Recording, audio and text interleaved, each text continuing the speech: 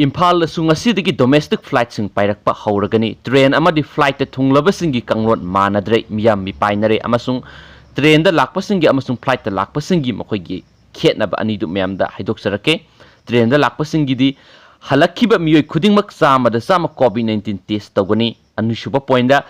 test की result फंगद्री फावबा पैसेंजर खुदिंगमक क्वारंटाइन सेंटर सिंगदा लैगनी अहुमसुबा पॉइंट टेस्ट तौबदा नेगेटिव ओइरबसिंग मयुमदा हलंदुना होम क्वारंटाइन ओइना तौगदबनी अदुगा फ्लाइट तोंगलकपसिंगी ओइबा कांगलोनसिंगदी अहानबदा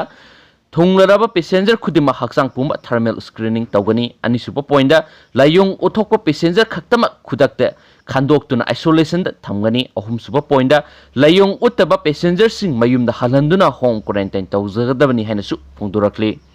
अतोप मरुएब पावमनमु यामनसु नुंगाइतबा मयामगी थमोइदेसु करी लेबिगे हाबदु कमेंट बॉक्स सुजुसुजना पिबिरो सिगी कंटेंट तालोरब मतुंगदा ब्रिंदा ट्रांसफर तौखरै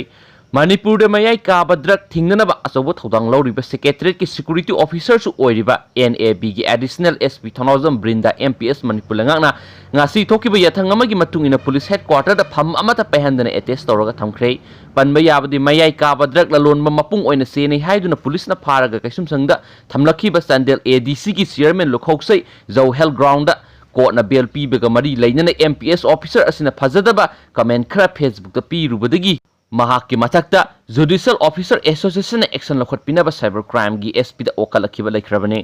अतोप नुंगाइतबा थौदो अमनमु मणिपुरी सिंग तोंगलकपा ट्रेन दसु बिहार दा नुंगना थरकपदा अमा सोक्लै माइग्रेंट वर्कर्स सिंग मयुमियुम दा हलनबा सेंट्रल गवर्नमेंट की अखनबा थौरांगी मखादा नॉर्थ ईस्ट मसा सिंग तोंगलकपा ट्रेन बिहार यौरकपदा मियोय मियाम हुपसिलक्तुना नुंगना थाजिनबा अमसुम सै यावना मी सिबा याबा खुलाई सिंग पाइदुन अटैक तौरकपदा मणिपुरी मसा अमा सोक्लै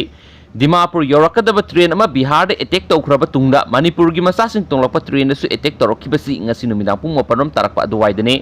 मध्य प्रदेश की लाखिबा ट्रेन अदुना पटना हेंदोलगा बाराउनी स्टेशन ngha खामनिंगेदा बिहार मसा सिंगना नुंगना थाजिनदुना अटैक तौरकी हाइरी ट्रेन अदुदा तोंगलिबि नुपी मसा अमना पॉक्सी एसिदा हाइ सोकलबा मियोयदु कक्सिंगदगिनी मसागी सही कुनगतर उरम सुरे माराय बाक्ता नुंगना पानमनी थौदो अदु थोखरबा मतुंग पुलिस सिंग लाखि अदुबु अटैक तौरिबा मियोय सिंग अदुदा करिगुमा मखल अमतगी एक्शन लखोटपदि उखिदि हाइरी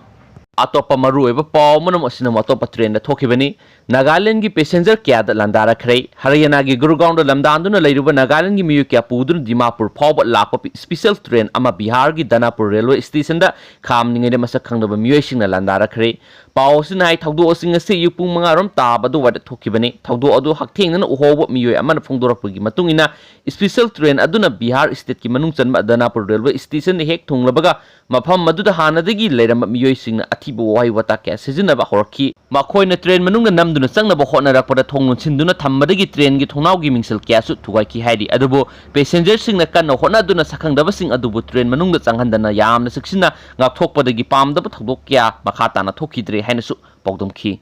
अतोप मरुएब पावमनमु पुंदुना थमनम सगोल अनि ममित थुगाइबिरमलै खंगाबो खुलाकपो मनिंग लेकाइदा लेबे एलांगबम अमरजित मैत्री एमडी के सावबगी इकोक पात पुंदुना थमलंबा सगोल अनि सखंगदबसिंगना ममित थुगाइबिरमगा लोइनेना तमथिना फुबिदुना थंबिरमले हाइरी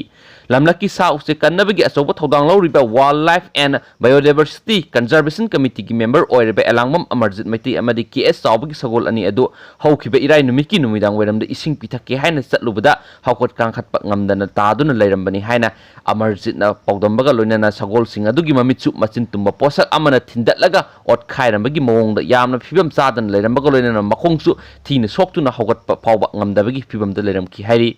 मालेमदा मणिपुर बु सक ताकलिबा अखोइगी पोनी अनि करिगिदमक ममित थुकाइदुना तमथिना फुबिरमलिबनो हाइना WBCC की सेक्रेटरी अमदि जॉइंट कोऑर्डिनेशन कमिटी की on wild life and biodiversity की कंजर्वेशन रमेश थनाउजमना फोंदोकलदुना थौदो अदुगी मतंगदा थिगतपिनबा थवाल पुलिस स्टेशन केस अमा फाइल तौखरे हाइना